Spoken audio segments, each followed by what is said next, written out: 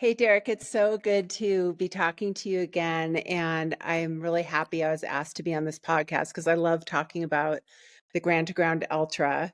And I met you in 2017, the one time the Grand to Ground put on its sister race in Hawaii, which was pretty epic. And so I was a runner and you were the photographer there. So it's fun to reconnect. But I'm here to talk about the Grand to Grand Ultra because I've done it more times than I think. Maybe there's one other woman who's done it maybe one more time, but I was there in the inaugural year of 2012. I went back in 2014, and then I did the Mana to Mana in 2017. And then as a 50th birthday present to myself in 2019, I went back. And, each time I went back, I tried to get a little bit better and a little bit smarter. And I had podiumed all the prior times. And 2019, I finally was the top female, and I met my goal of being a female in the top 10. It was really important to me to have a woman up in the top 10. So I was able to do that, even though I got an hour penalty, which was so painful, which we can talk about if you like. But knowing that I was going to talk to you about the Grand to Grand, and having received the news a couple days ago that I did not get into the lottery through the lottery of a race that I really want to run, which was disappointing. It was the Hard Rock 100. I've been trying a long time to get in that race. And I thought, you know what? There's the old adage, when one door closes, another opens. And I looked into my heart and said, what do I really want to do in 2024? Like, what is the most meaningful, challenging event I could do? And I was, I've had people tell me, when are you going to run a 200? Because 200s are the thing now. I'm like, for reasons I won't get into, I'm not interested in that format. The format I really love is the week-long stage race. And so I'm really excited to share the news. I just decided in the last 36 hours, I'm in it for 2024. So now it's going to be my 55th present to myself. It'll be my 5th time doing one of these stage races. So I'm pretty stoked. Yeah, that's awesome. Congrats on coming back. Yeah, thank you. That'll be super fun. The climate's gonna be a little bit different than what you're in right now, in the cold, wintry Colorado to nice, sunny and hot Kanab Desert, as you know. Correct. So I live in the mountains, the San Juan Mountains in Southwest Colorado, and I'm sitting here at 9,000 feet, and there's a lot of fresh snow outside. But I just went for a run this morning on some powder. I thought, this is great practice for sand running. It's the same kind of pitter-pattery footstep, I'm like, yeah, but I just love the desert and the remoteness from northern Arizona to southern Utah on those BLM lands. It's just a very, very special route and a very immersive off-the-grid experience. And I'm so excited to go back and to try to recruit some of my G2G alumni friends to join me. Definitely. It's interesting because I think a lot of people think of Hard Rock 100 as like a bucket list thing, which it is. Like, I would love to run Hard Rock someday, and it sounds like you would too. But like, those mountains are just incredible. But on the other hand too, like the desert in south or southern Utah and northern Arizona is just incredible as well. Yeah, I mean, they're apples to oranges for sure. But I do love desert running. I love the heat, and so even though I live here in the mountains, in the wintertime climate, I can get ready for it next summer. Definitely. Well, let's talk about like why you wanted to sign up again, because obviously like Hard Rock was your goal, but like that's everyone like wants to get into Hard Rock, and there's such a small percentage chance of getting in. But it's not like Grand to Grand is a terrible race by any means. So like what kind of like mental fortitude does that take to sign up again? Like knowing that you've done it now 4 times and like how hard it can be and such a challenge, like both physically and mentally. Like how do you even like come to terms, I guess, to signing up for 5th time? Well, I feel like this event has had a real impact on my adulthood. I mean, I kind of found myself and had a lot of personal growth out there in the desert. The first time I did it, I was in my early 40s and just starting to hit my stride as an ultra runner. And you know, you have profound experiences out there mentally and physiologically, and it is so special to unplug for a week. I mean, the only other experience I can compare it to is when I've done an 8-day rafting trip on the Colorado River under the rim, and you are under the rim of the Grand Canyon, um, off, you know, unplugged for those days. It's a similar thing being out in on the Grand to Grand Ultra course. But what I love about it, and the reason I'm like, why I want to go back rather than try a 200, is it's an exciting race. Whereas with 200s, it is, you know, everyone just goes steadily from start to finish, and it almost for almost every competitor except the very, very best at the top, it just seems to devolve into death marching and sleep deprivation. And if you're a runner who loves to run, you know, after the first 100 miles, you're just, you know, barely putting one foot in front of the other. And this is based on having friends I know run 200s, and I've paced one of them at one of them. But with a stage race, every day is a race, you know, at a distance I love, the 50K to 50 mile. So you devote yourself to doing the best you can on that day from getting from point A to point B. And then you get to camp and you recover and you hit reset. And it's also the best combination of, you know, you get really spread out on the course during the day, and you can go for hours being by yourself and not talking to others when you're on the course. But then you get into camp, and the camp experience is so special and social in a way that's almost old fashioned. You know, the art of conversation is rekindled because no one's on their devices. You have this shared experience and it gets very tribal. You kind of bond with your 7 tent mates. So I just get such a kick out of it. And, you know, I really pride myself in longevity in this sport. I'm in my 30th year of being a runner without much of a break, except, you know, like for my 2 pregnancies long ago. And so I've just kept at it. And I want to keep testing myself as I age. And so it's kind of, you know, from the times I did from 2012 to 2014 to most recently in 2019, I'm like, who's to say I can't get better as I age? So it's kind of a personal test, you know? So I'll just be racing. I won't be racing others. I'll just be looking at my watch and trying to do the best I can on each stage. Yeah, you brought up a really good point. Like there, just in running in general, like it's such a, I don't even know how you would explain it. Like there's so many like aspects to running where like maybe you like track running, or maybe you like running across the United States, or stage racing, or a 200 or hundreds or 50Ks, or like a marathon, half, like all these different things. Like running isn't just like it has to be a marathon or it has to be an ultra. Like there's so many different aspects of running, and it's super cool. And it's cool that at Grand to Grand you can find people that love doing exactly stage racing, and Mhm. or at least maybe they are excited about it when they sign up, and maybe not so much Yeah. after a couple days. And let's just clarify that running includes a heck of a lot of hiking. I mean, it's the Grand to Grand similar to a high mountain race like Hard Rock in that regard, in that you have to embrace the lower gear of hiking, and you have to become a patient, steady tortoise because of the pack weight. The combination of the pack weight and the sand will mean that 12 minutes per mile seems fast. Like, you know, most people will be doing maybe, you know, 4 miles an hour at a 15-minute average pace, but a lot of people are only going 3 miles an hour fast hiking. So you get a new sense of slow. And so it can be really hard on the elite speedsters who enter the Grand to Grand, because they get frustrated and they just blow up on day 3 because they're like, how can a 50K take me 8 hours? That seems so slow to them.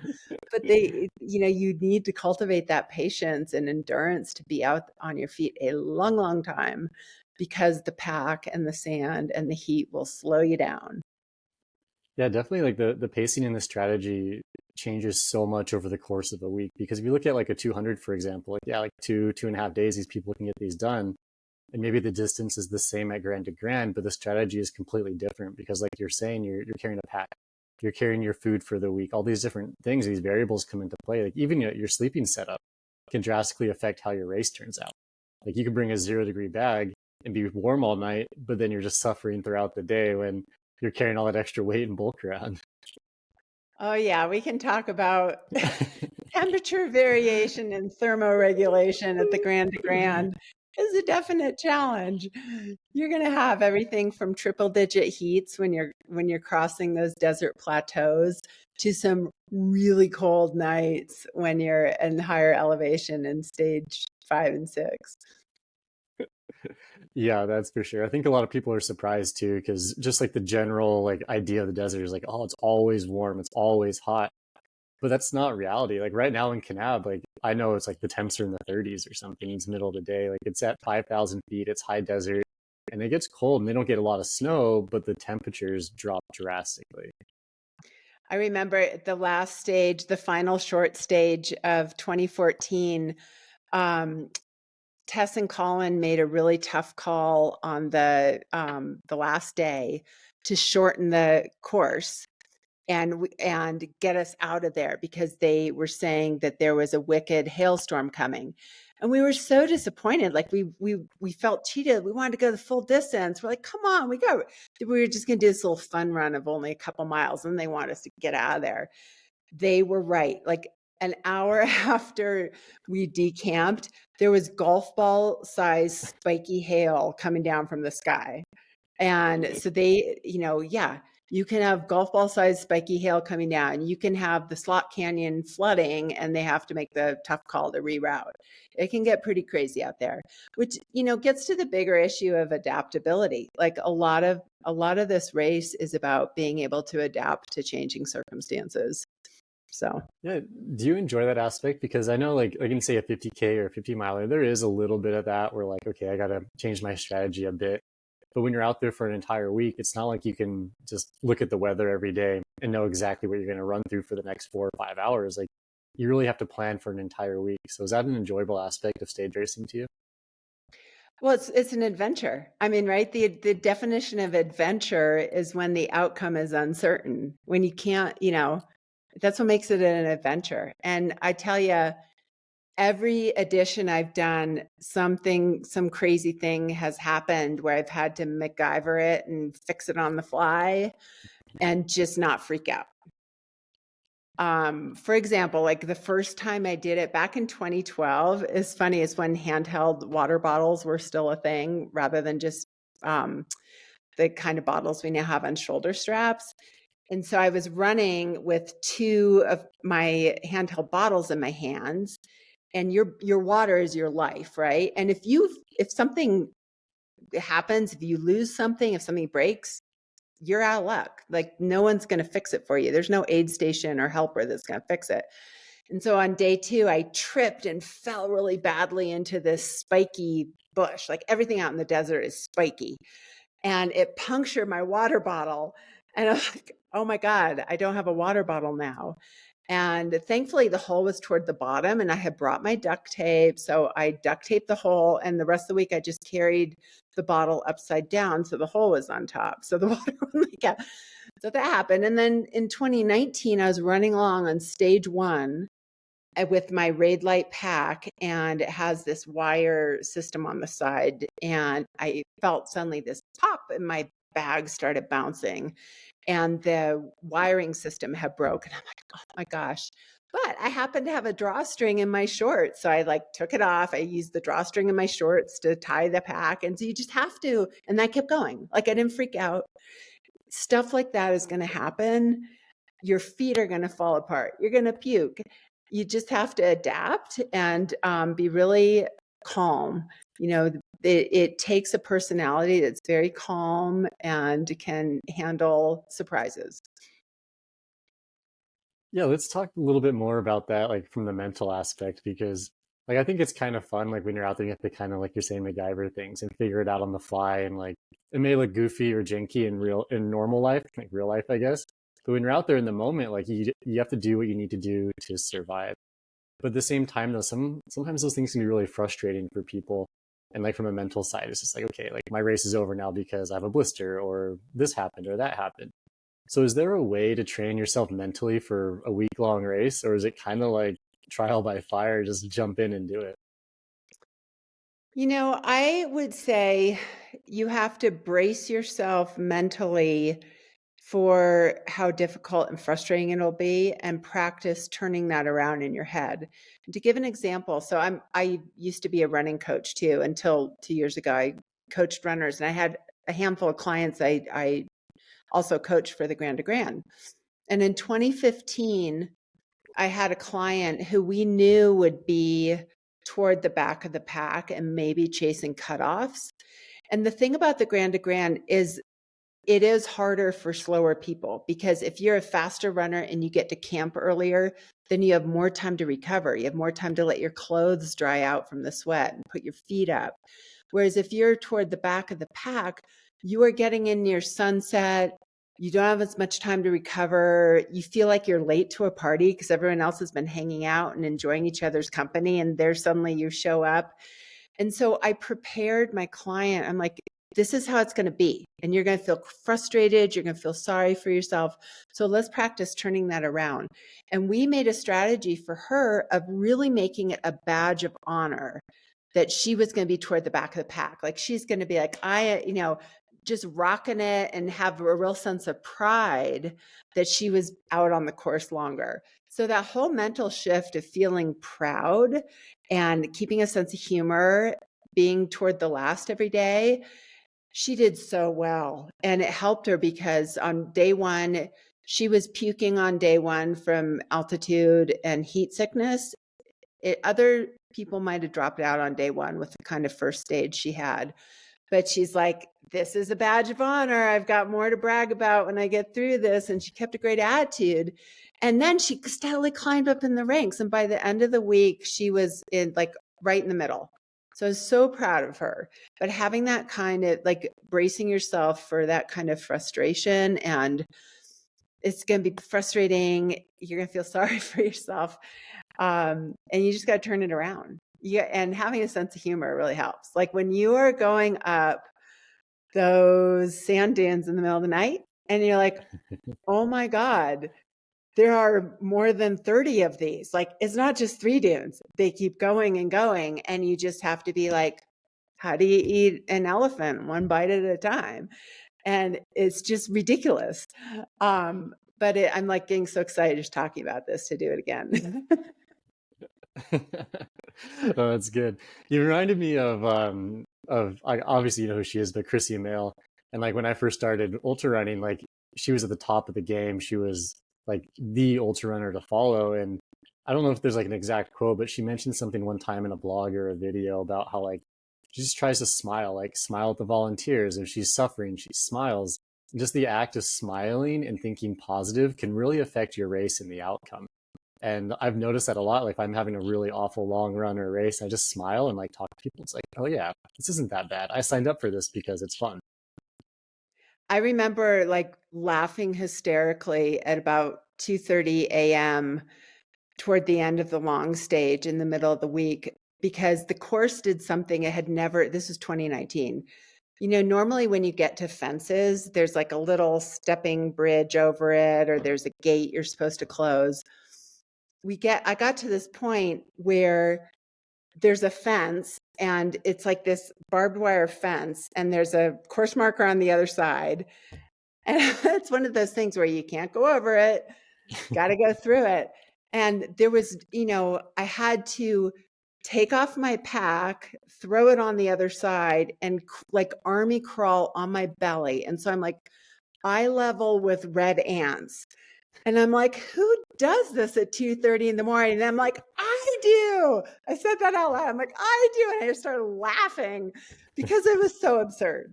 So that's like, you have moments like that. I never would have imagined, but I got through it. I got through the fence, got through the stage.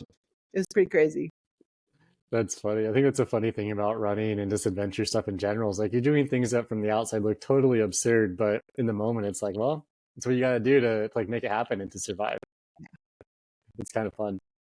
Do you think that's one of the biggest takeaways you've had from running Grand to Grand and just ultras in general, is that it's taught you to deal with maybe a miserable situation, but in a fun and or positive way? It's definitely taught me I can get through hard things. Like, you know, I for whatever reason, I do well at this format, and so it gives me confidence, and it definitely translated to other aspects of life. And when I got back to my regular life, I like really realized that I have a wild streak that a lot of my peers don't have. And so I just appreciated that time.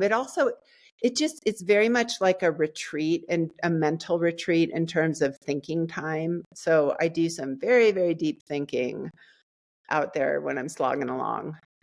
So it's just kind of it's like an active meditation retreat with a 20-pound pack on your back. You maybe even call it like some fasting in there, right? Okay, so let's talk about fasting and why I got that hour penalty. Okay. So, because I just want to tell people the mistake I made in 2019. So I was super committed to be as efficient and lightweight as I could be in 2019 and really dial in my nutrition and my choices. And so I got my pack lighter than it's ever been. So at the start of stage 1, when it was fully loaded with all my food for the week, and I had my 2 things of water full, I think it still weighed under 19 pounds. So it was, that's pretty good. But I cut it a little too close. And so there's something in the rules, which I wasn't aware of. In addition to having the necessary number of calories at the start of the week, which you need, which I had a little bit extra than the minimum calories, you also have to have a certain weight of nutrition. And the rules enforcer will periodically check your pack and make sure you have enough nutrition in terms of not just calories, but also weight. And so I got into trouble because I ate through my food a little too quickly, especially on the long stage. And so I think it was stage 5, I got my pack checked and he's like, you're too light. And it was just terrible. So I'm like, what? I'm getting an hour penalty? Like it's going to knock me out of the top 10. So I had not reserved enough food. But what was crazy is then it basically made me fast the next stage because I needed to have enough food after the next stage. So I ran stage 5, which is the one through the slot canyons, basically on fumes. Like hardly, like I think I had one waffle I had like 250 calories for the whole day. And I was like, oh my God, what if I pass out? Like, what if I can't finish and suddenly instead of winning, I'm DNF? And it was just a real lesson in being able to transcend that. And I wouldn't recommend this, but the fact is if you have an adequate hydration and electrolytes, you will get through it.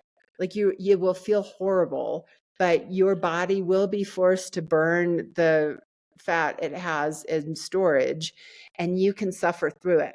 So it was amazing to like run and finish in such a depleted state and get through that. Cause I thought, oh my God, this is it, gonna be it. Like I won't be able to do this, but then I did it. It was just it's like this weird, gruesome, but really interesting science experiment. Yeah, it's kind of like an impromptu science experiment where it wasn't planned, but you figured I'm it out. bringing more calories this time. I'm not going to go that light. I'd rather have more food. What are you going to bring for calories this time now that you've done it so many times? Like, is there something specific you've been interested in recently?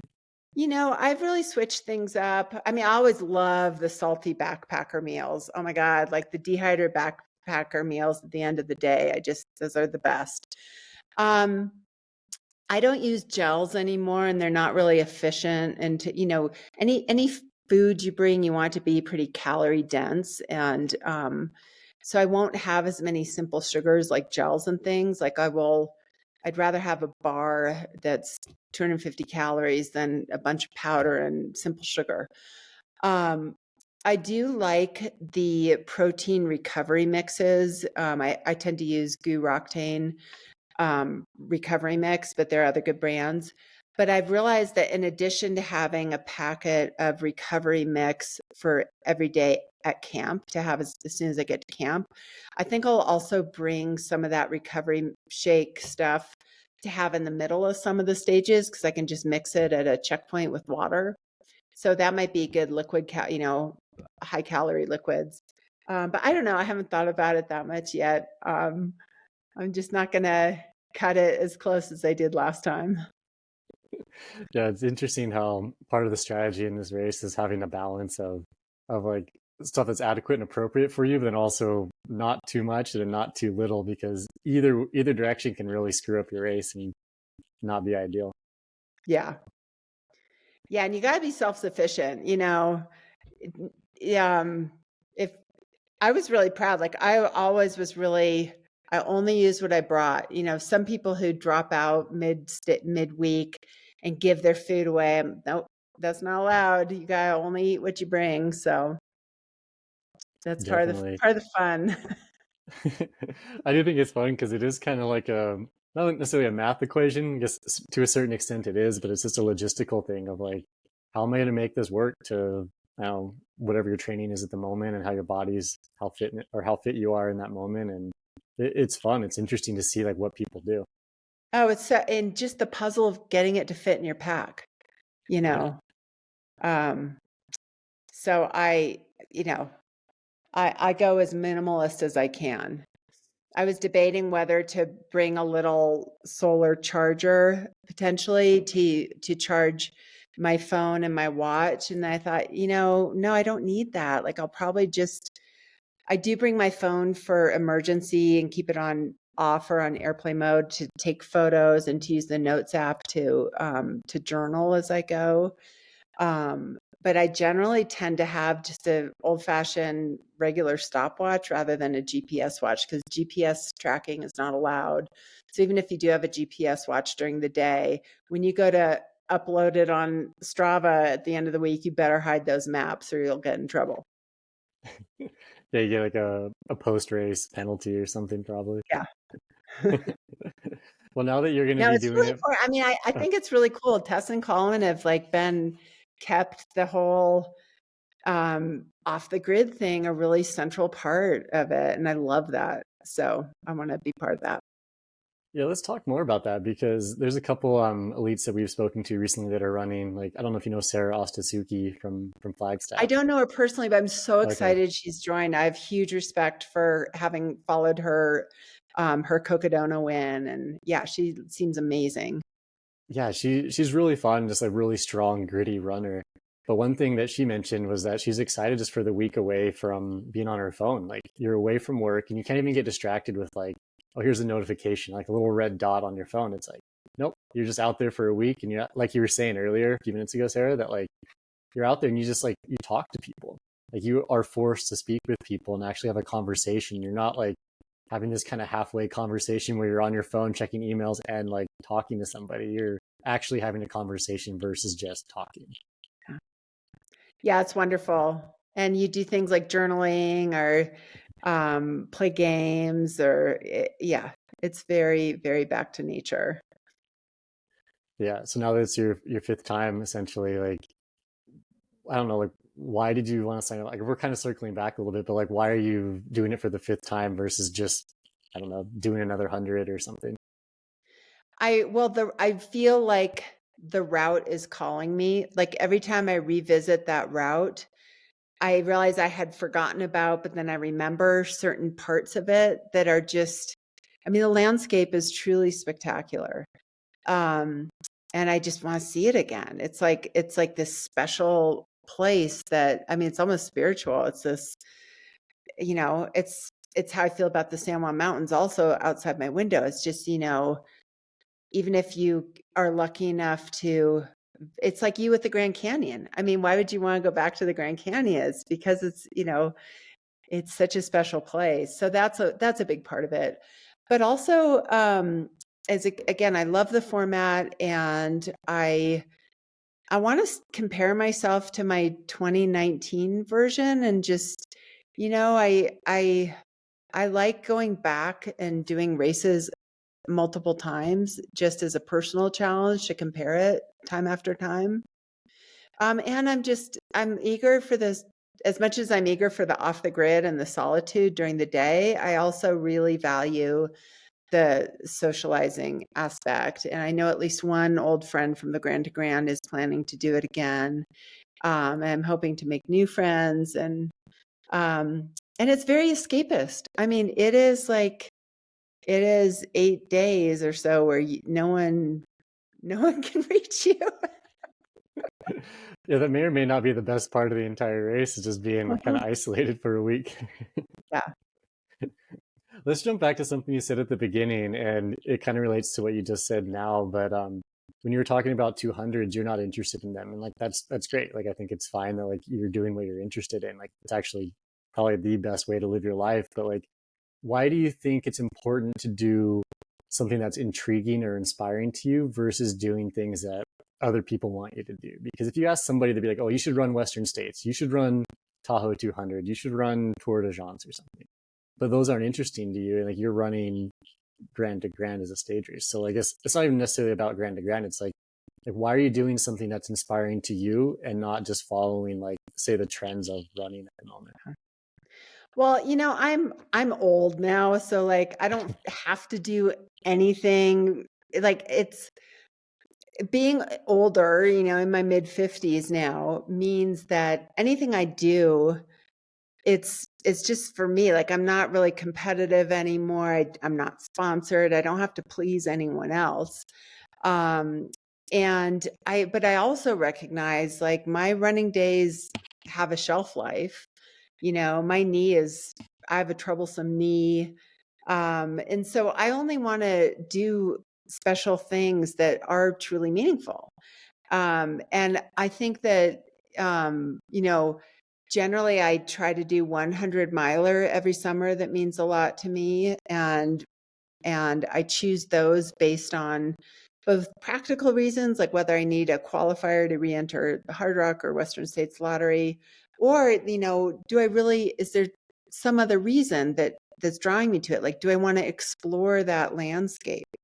Do I want to travel, so those are, I just feel like it's easy to get caught up in FOMO or to feel like you should do something.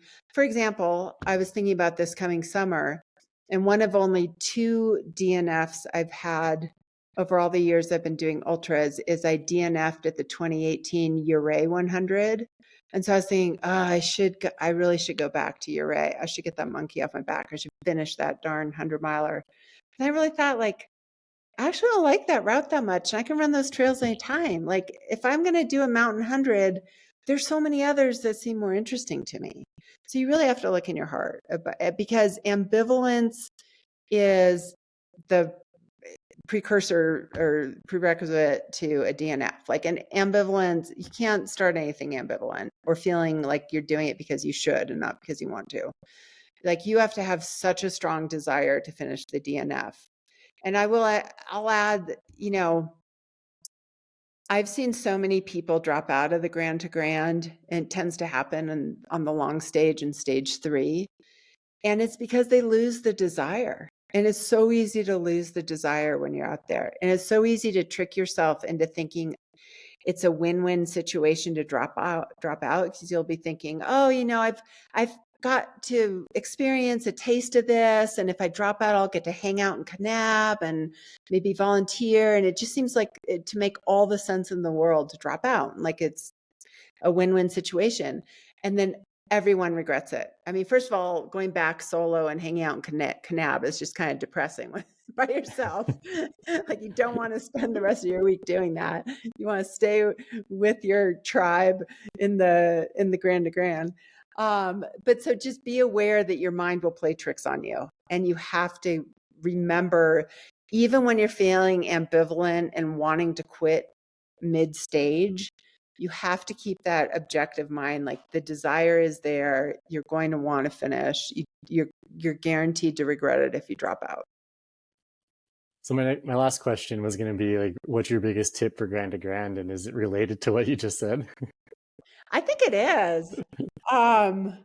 I mean, I have so many tips for preparing for the Grand to Grand, but just recognize that, you can be super physically fit, and that's in no way a guarantee that you will do well. There's so much mental and logistic preparation that matters.